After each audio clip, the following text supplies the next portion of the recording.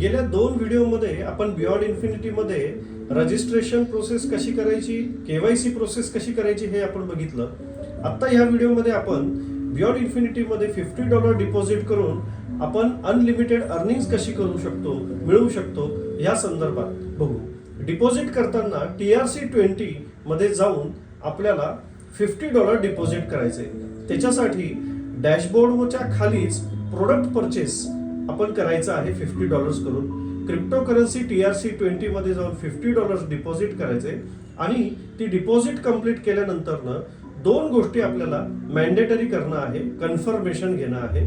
ते कन्फर्मेशन घेतल्यानंतर मग आपली प्रोसेस पूर्ण होते.